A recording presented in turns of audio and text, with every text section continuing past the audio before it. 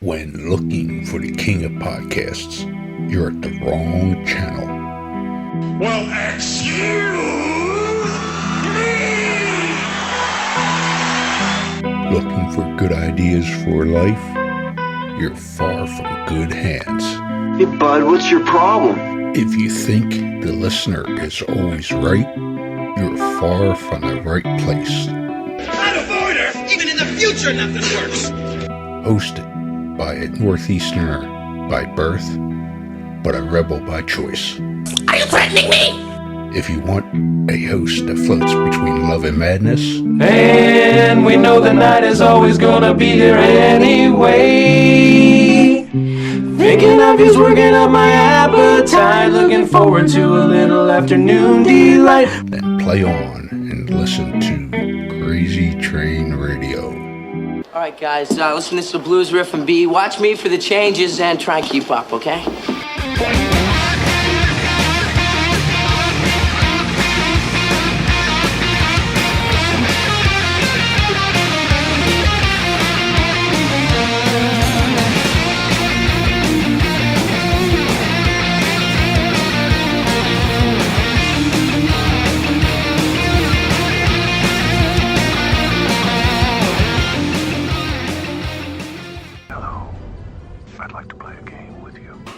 Within the gaming world, there are your general gamers, but then there are those that enjoy the dark underbelly of gaming.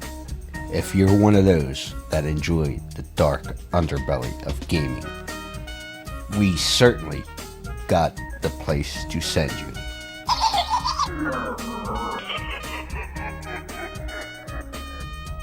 Scorpion Lair Games.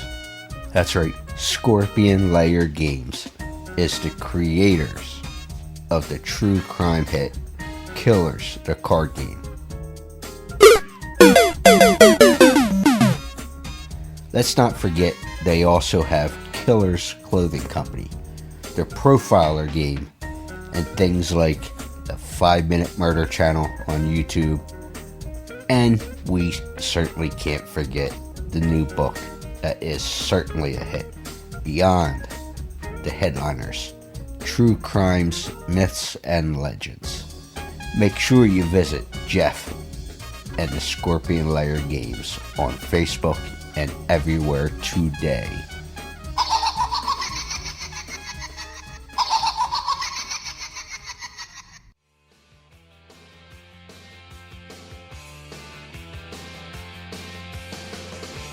Hi, this is Brad Greenquist. I played Victor Pascow in the original film Pet Sematary, and you are listening to Crazy Train Radio.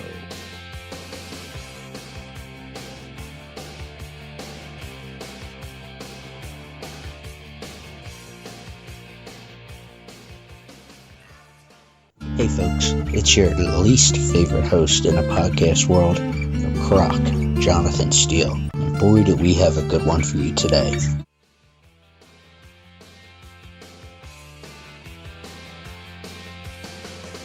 Ladies and gentlemen, boys and girls, children of all ages, this next guest is a well-known character actor from Falls Church, Virginia, that went on to earn his BFA from Virginia Commonwealth University and began his career performing in the Off-Off-Broadway theater circuit. However, he is probably best known for his portrayal of the character Victor Pascow in the 1989 classic Pet Sematary. Let's go ahead and welcome actor Brad Greenquist. Come on, Doc. Don't make me tell you twice. So, Mr. Greenquist, how are you? I guess I should ask. Well, you're in Southern California right now, right? Yes, that's right. Okay, so gotta ask, were you affected with the fires and such that was on the news? No. They were pretty close. I live in Santa Monica, and they were, Santa Monica is right next to Pacific Palisades. So they were, like 2 miles up the road. I could see them the first day, especially. The whole mountain was on fire. It was pretty scary. But no, the fires didn't get down into my area, fortunately. But I know a lot of people who lost everything, you Yeah, know, both in the Pacific Palisades as well as in Altadena.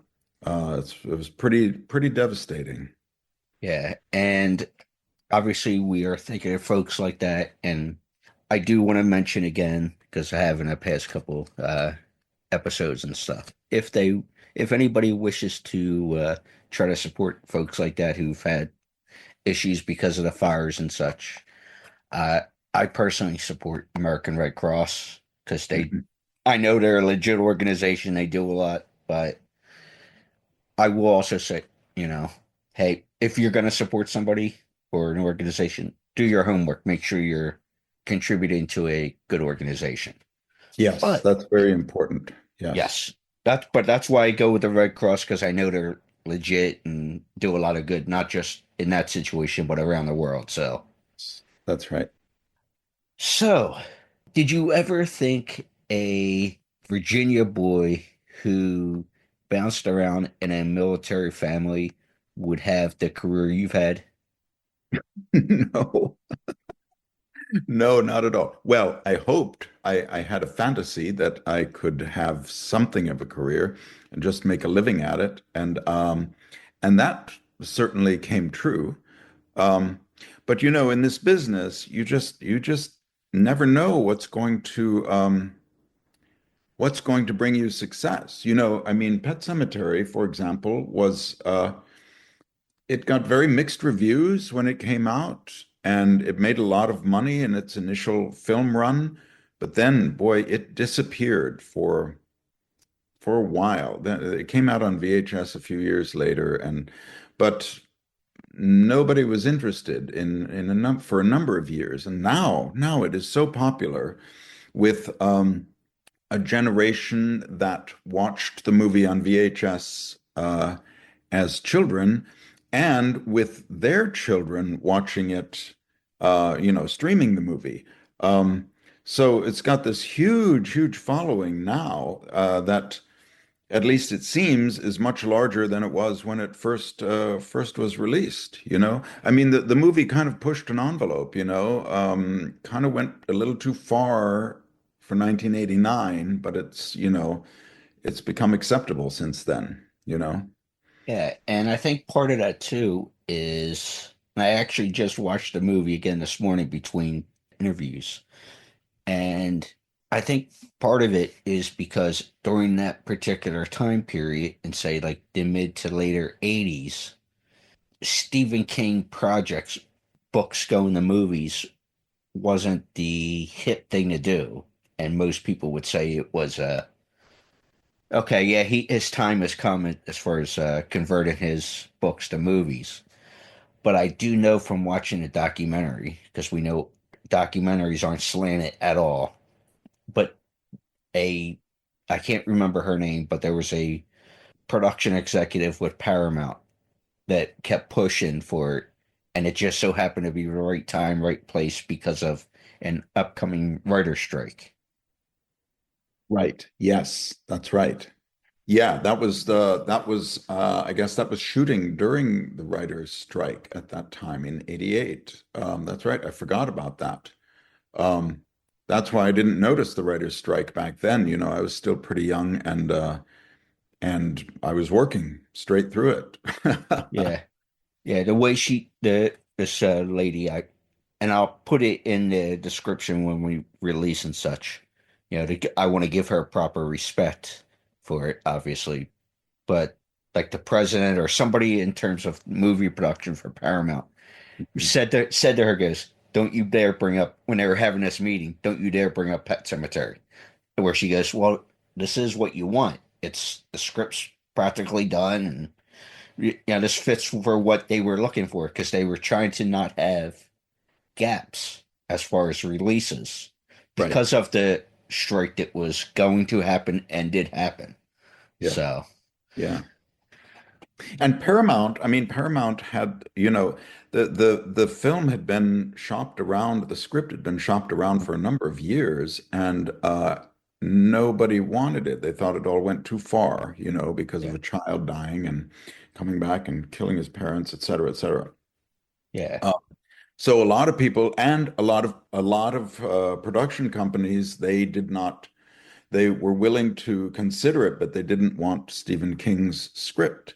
And Stephen King said, no, it has to be my script. He really did not want this one changed by other writers. So he stuck to his guns, and it took like, I don't know, 5 or 7 years, something like that, Yeah. before somebody, and that somebody was Paramount, said, okay, let's do it, you know? Yeah. And the person that I'm referencing that was pushing for it was actually, as you mentioned, because it was a couple-year process to try to Mhm. get a company behind it. She had mentioned to the previous company she was working for about doing it, and they said same thing you just said there. I'm not, for X, Y, and Z, etc. But and I'll be bouncing around here a little bit, but from what I understand, as a child, you were a horror fan, and then you went into like some of the Japanese movie style of horror, and your taste became more eclectic as we move forward. So when you think of something like Pet Cemetery being one of your first bigger projects, let's say, how was that for that kid in you with that, who's watched different types of horror, whether it be Universal monsters or this or that, the different styles over the years? It was great. It was a dream come true. I mean, it was terrific. And all of those films that I watched as a child, they all as an actor, they were all still bouncing around inside of me, certainly.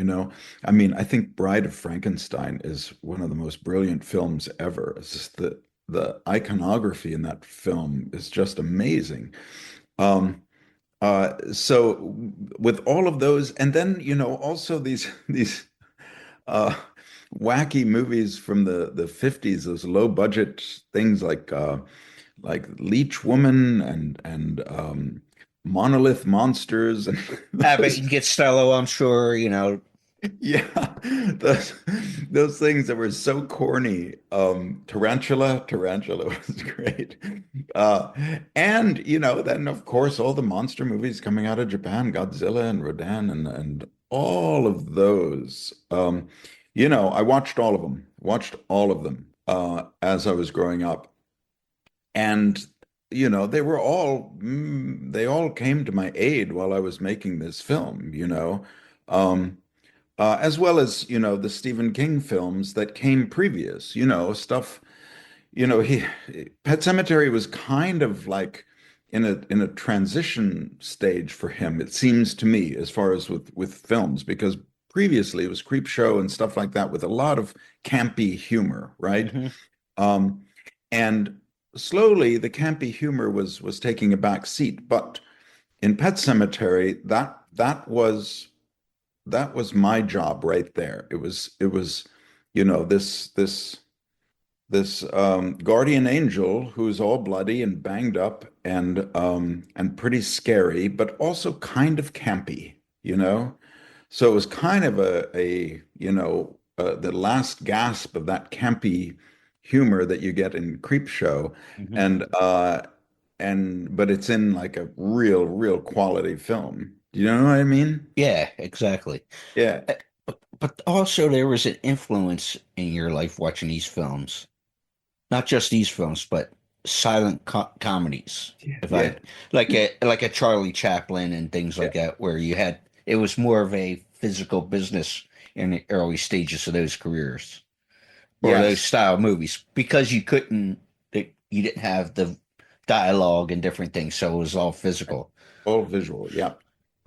So Yeah. I mean, my performing career started as a mime. I was a mime. in DC, right? Yeah, in Washington, D.C. I made my first dollar performing in a as a street mime in Georgetown in Washington, D.C. And I still have the dollar. I still have it. It's framed and it's up on my wall from 1977. Yeah. That's how So I started. there you go. So if I can ask, because I mentioned it, who was in the service? Was it your mother or your father? My father, What branch of service was he in? he was in the army, Okay. 26 years. So with that being said, what did they think when you say, "Hey, I'm going to give this a shot to work in the entertainment industry"? You go to college, get your degree, but then you move to New York, and things progress. Where Dad's job was more, I guess, meat and potatoes. It was a 9 to 5 job. Benefits, steady paycheck, all that stuff. So, how did that conversation go when you said, "Hey, Mom, Dad, I'm thinking I'm going this direction with my life"? Well, they were very accepting of it. I don't know if they thought it would go anywhere, because I was a very shy kid. I was like really shy, really, really shy, and didn't have many friends when I was growing up. Um, and they were like, well, okay, of course we'll support you. Good luck and do your best, and. And then, as that actor's life unfolded, they would sometimes say, well, have you ever thought of doing something else? And but that something else to me, I didn't know how to do anything else. I would have ended up uh, unloading trucks. That's mo Most of the jobs I had before I was supporting myself as an actor was some form of unloading or loading trucks. Yeah. I could lift heavy things. But that's not, there's no future in that. There's security, but who wants to do that their whole life? Yeah. Uh, I had to give this a shot. I had to. And I didn't give myself the opportunity to fail, Yeah.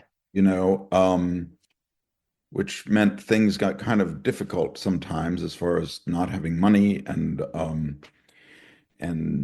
things like that. And it's difficult. It's really, really hard. It's really hard um, to get started in an industry like this where you're basically a freelancer, and it's hard to stay in as Yeah. well. But the few of us that manage to do that, it's very gratifying. Sometimes it's gratifying financially, but usually not. Yeah. Especially these days, but more so just artistically and creatively, And I always love giving this tidbit of information that he gave me. And I don't know where it currently stands now, but I would think it hasn't varied that much. But Mr. Doug Bradley from Hellraiser Hmm. series, Yes. he got very smart gentleman and all that fun stuff. And he was always paying attention to stuff that the union was doing and such. And he mentioned to me, which I'm not surprised, but it's like daunting when you hear about it, that out of the people who make any kind of money from the industry, there's only, say, I believe he said something like 1% make a livable wage. And I'm not, or he wasn't talking about those, and I'm not knocking anyone, a Bruce Willis, a Dwayne Johnson, that top 1%, Jim Carrey's, depending on your genre, he wasn't talking about that. Just the ones who made, let's say, 100K a year, 200K a year, and have you made enough time or made enough money in hours to have your benefits and stuff. Yeah. 1%. Yeah. So, Yeah. yeah, It is that is what it is. And the ones that make the big money are like yeah, it's 0.00001%. just so, and he Yeah. knew this And stuff right off the top of his head. So, yeah, it's very difficult to just make a living. But there's, I mean, for me, it was always really about making enough to have health insurance for my family.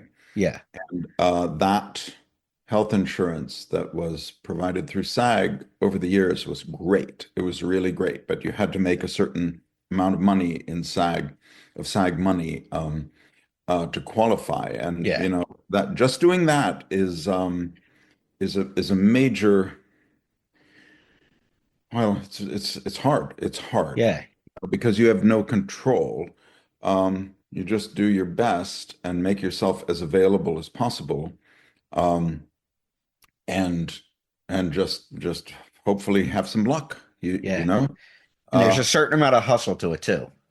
yes, yes, yes. There's a lot of hustle to it. Yeah. Constant hustle. Oh boy. So obviously you mentioned you made your first dollar being being a street performer as a mime. Yeah. I know you've done theater work and obviously TV and film, and I know there's something like over 100 credits, give or take, that you have professionally. Yeah. Is there a certain medium you like working in? Mm. Well, you know what? Here's the thing. I mean, they're all really good, but for different reasons. Yeah, like say a theater, you get the live response from an audience. Yes, Well, yes. In the theater, you get, first of all, the material is very challenging. It's really, really challenging. And you are right there with the audience. And that teaches you so much about performance yeah, that you need to carry over into camera work, you know?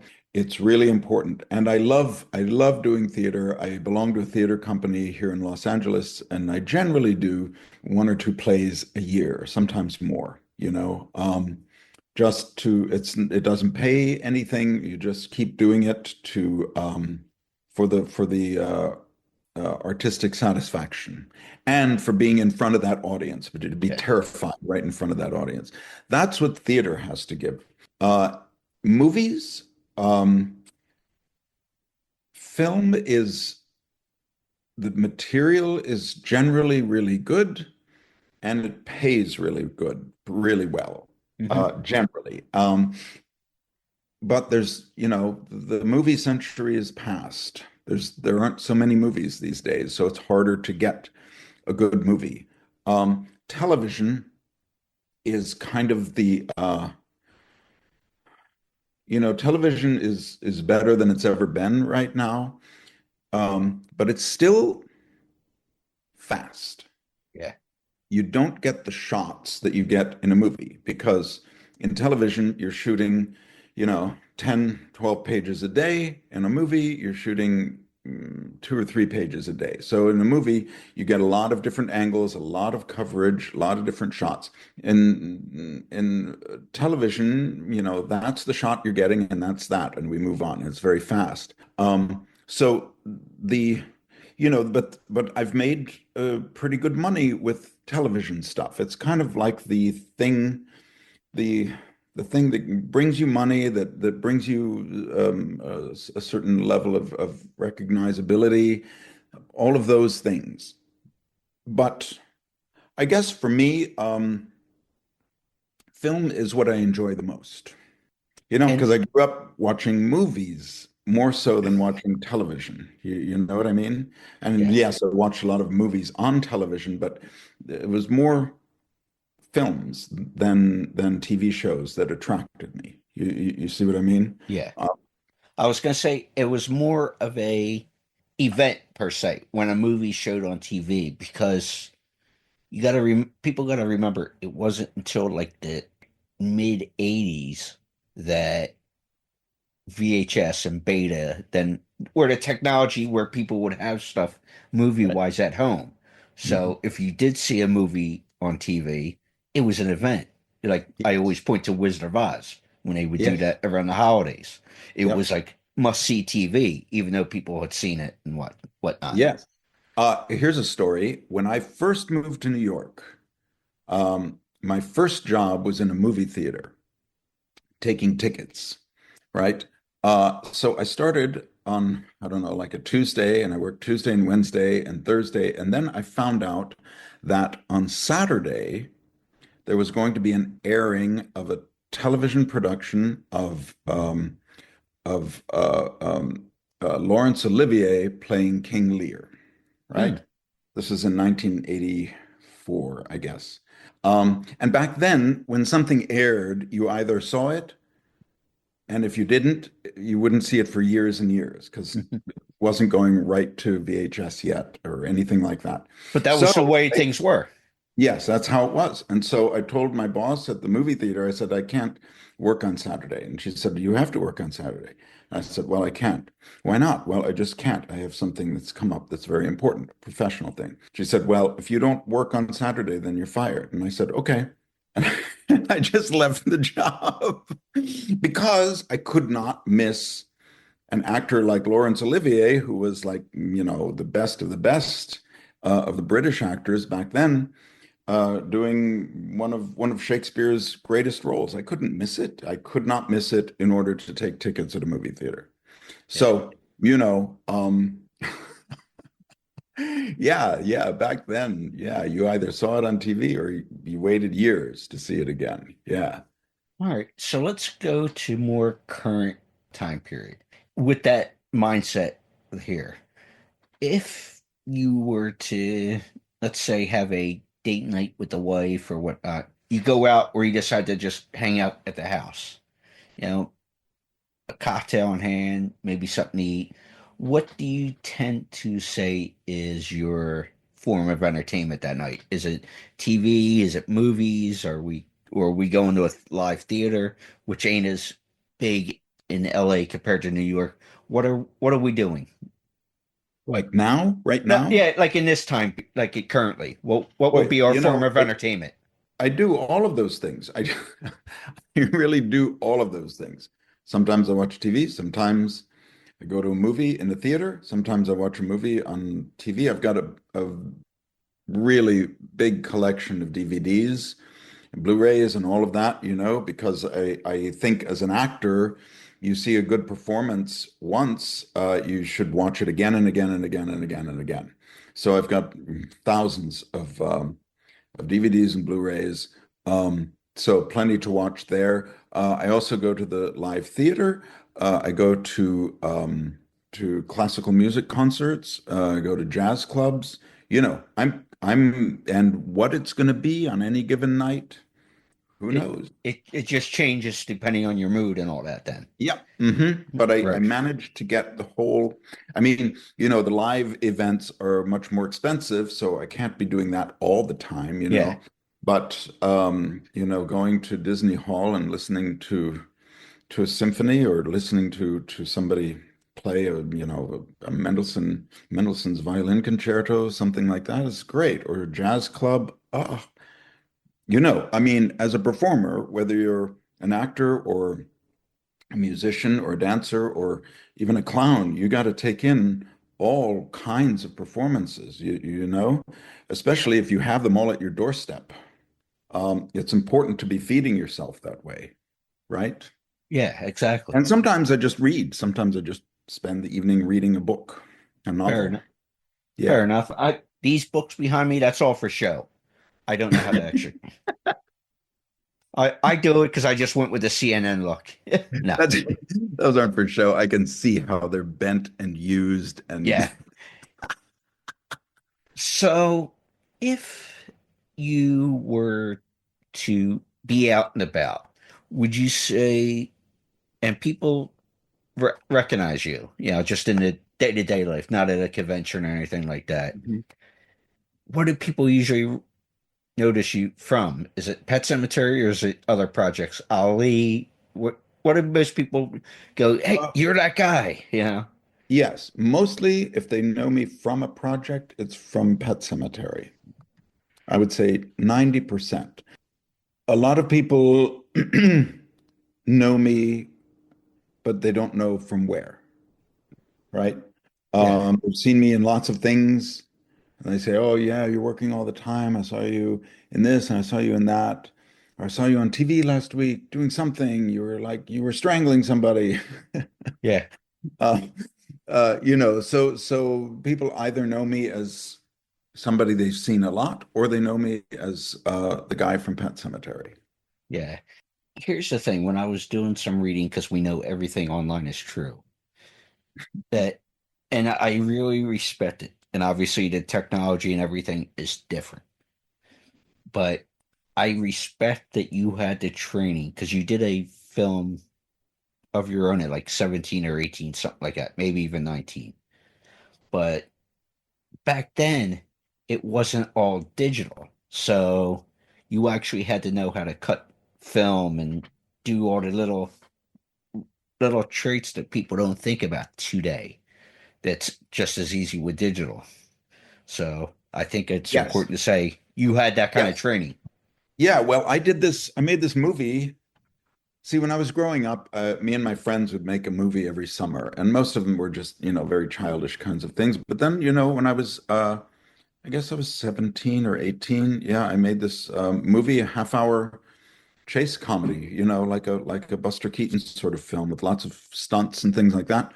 And it was shot on a Super 8 camera, used black and white film, which it has a very different texture from shooting something digitally and making it color. Then it's a different kind of gray, and you don't have blacks.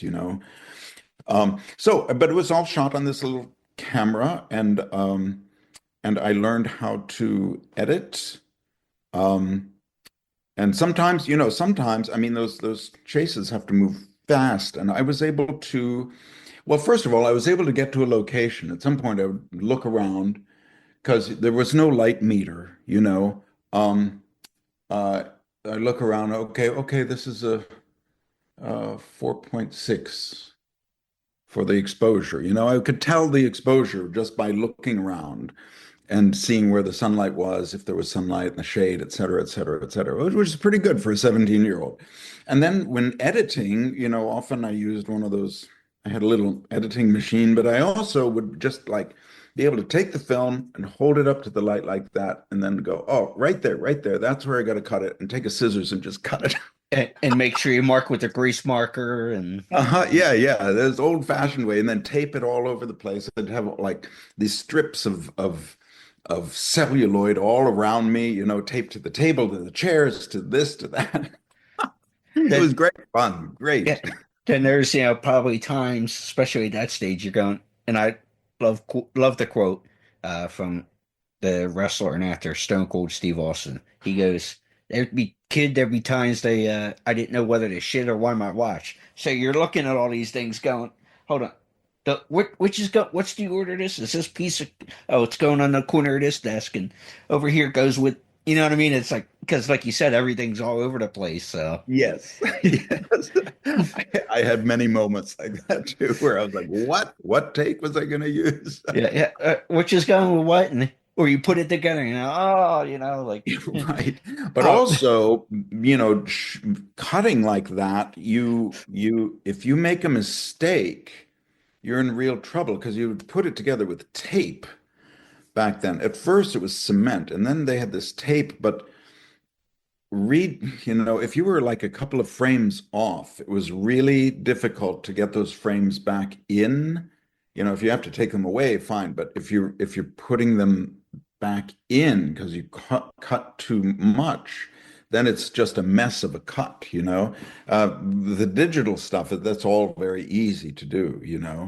But when you're actually doing it physically, it teaches you very quickly to be very precise. exactly, because I just turned 40 last summer. So the reason, Congratulations. Welcome to the club. yeah, exactly. But no, so I say people younger than me, say 5 years and past that, younger than me, will never understand because I like to say I was in a sweet spot growing up where I know and learned some of that the old school, but then there's what we have now with digital and internet and everything else, where there's generations now that they have no idea. I'm the same way with like even Blu-rays and DVDs. Like my niece and nephew, I'll just pull it up on the TV. It's streaming. Like they don't get that there is the trail history of things. So Yes, right. Yeah. and I'm not saying it's good or bad with how things have gone, but it's human Well, there's evolution. pluses and minuses to everything. Yeah, exactly. It's the evolution of things. Yes. I mean, streaming stuff, it's great until whatever corporate entity decides, no, we're not going to show that to you anymore. And if you're a performer, if you're an actor, you can't, in my opinion, you should not put your what you can watch in the hands of a corporation. Just you got to have many ways to see these things, and streaming is one of them, which is really great. But I think you're also, a lot of stuff that I've seen is it's never been streamed. It's not going to because it's too weird. And that's why I have all these Blu-rays and DVDs and also VHS things. A lot of stuff on VHS never went to DVD or Blu-ray or anything. Yeah, Um, exactly. and it's still really worthwhile to look at those things. So, it means you got to have a lot of machines and, cover your bases because you need to see certain things that are not mainstream, you know? Exactly. Two more questions for you, sir. Yes. First one, and correct me if I'm wrong, because like I said, I did a little digging and research and such, which is good and bad. I guess no wonder I have the history background in the degree. Uh, yeah, because I love digging into stuff to try to learn and confirm it in multiple sources. I believe I heard you said something along the lines was, I may not have the most talent, but I have the work ethic. Would you say that was accurate when you think about the body of work you have so far? Um, uh, that's probably something I said when I was quite a bit younger. No, well, I would say this. I did not have a natural talent for Yeah, this. that would probably be more like what I was hearing, the natural talent per se. Everything has been learned. Everything's been learned either through a series of amazing teachers or just on the job, right? I'm not, I mean, like a lot of character actors, I was not a kid that everybody thought, oh, he's going to grow up to be an actor. It was shocking to everybody because I was so shy. Yeah. But that's where a lot of character actors come from. We don't have those beautiful television looks. And maybe we don't even know what we're doing, but we have to learn it all. And I had wonderful teachers. One of my teachers was Michael Moriarty. He was a big actor back in the day. He had won several Tonys and an Emmy. He was in Holocaust, uh, the miniseries on TV, and he had these acting classes in his apartment in New York, in his living room.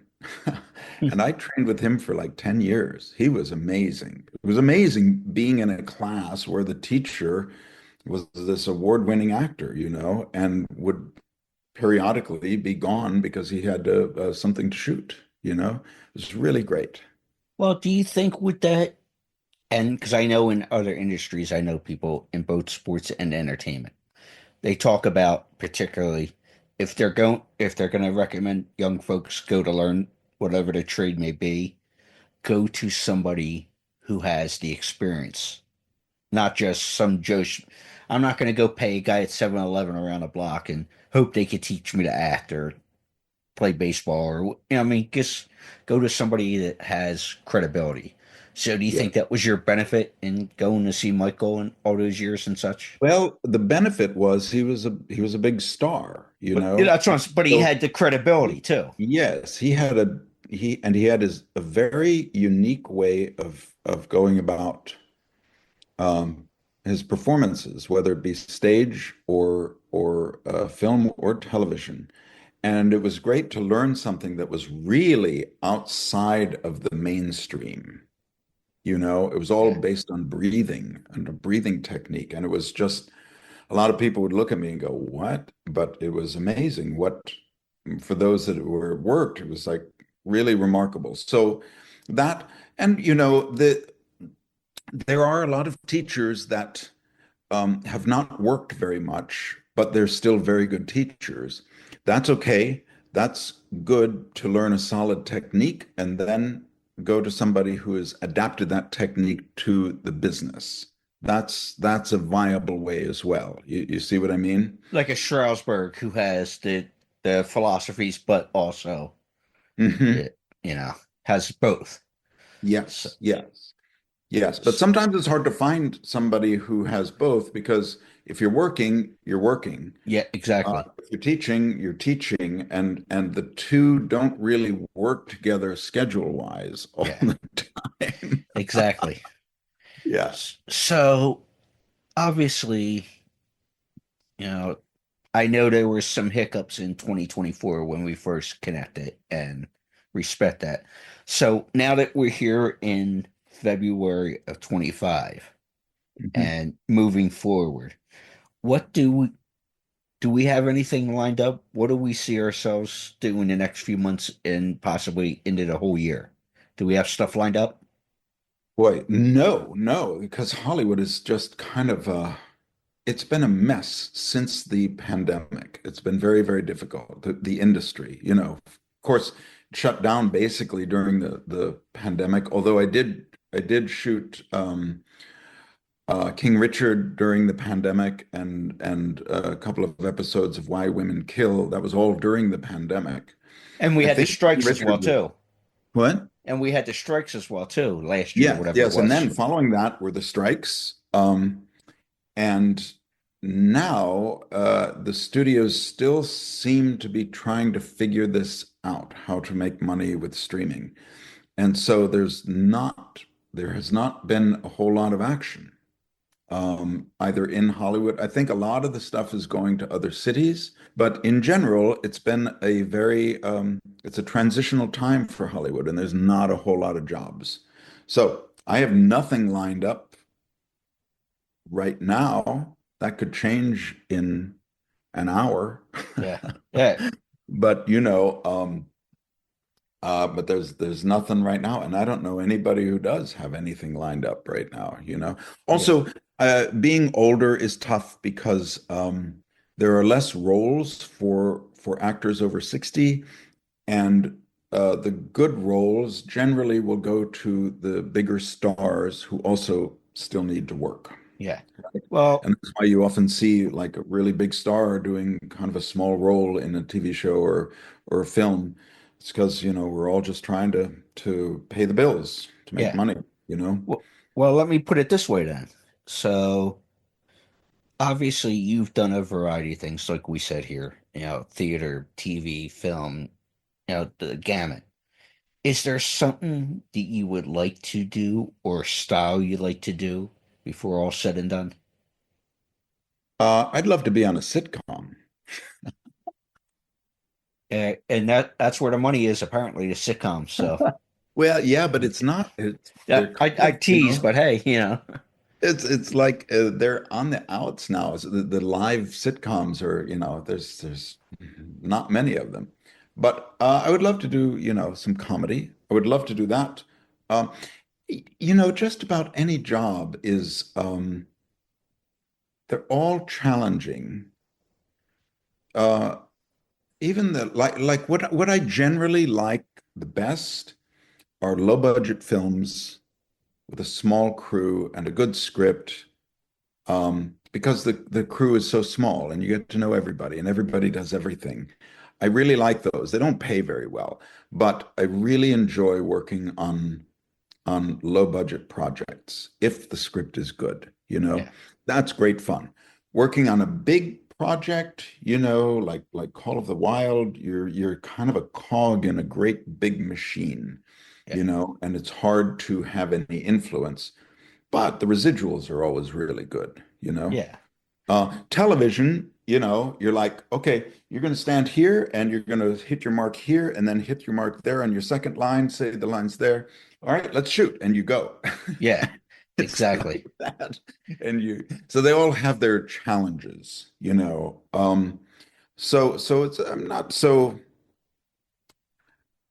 there's like not one job that I just need to have before I retire. Uh, I just want to work with good people who are friendly and respectful.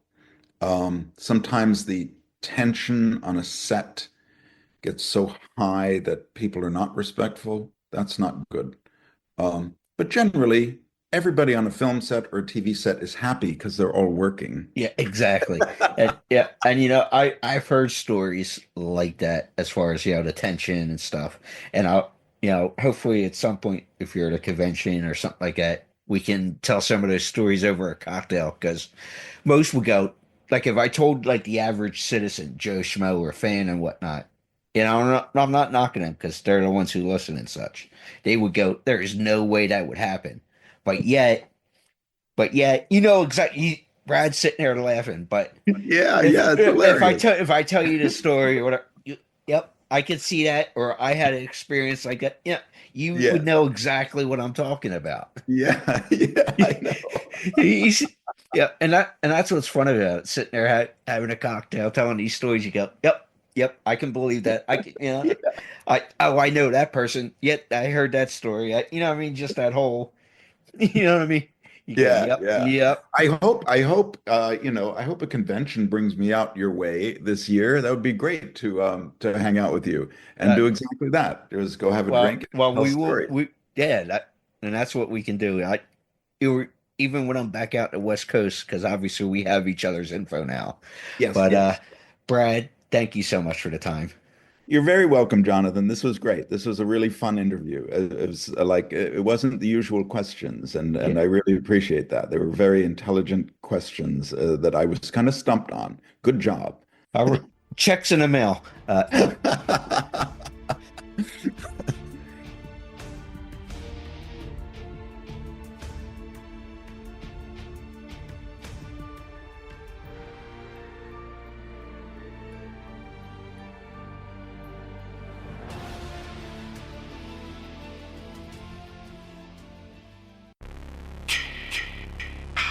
Hey there, Friday fans. We know how much you enjoy the movies. Enjoy grabbing your Friday merchandise and interacting with the Friday family, whether it be at conventions or during our particular watch-alongs. Well, when you're looking to get yourself masks, why not check out our friends over at Camp Blood Customs out of New York State and order your specific custom mask from any of the films. All orders are made specifically. Your needs and wants are. Make sure you find Camp Blood Customs on Facebook, Instagram, and all over social media and order yours today.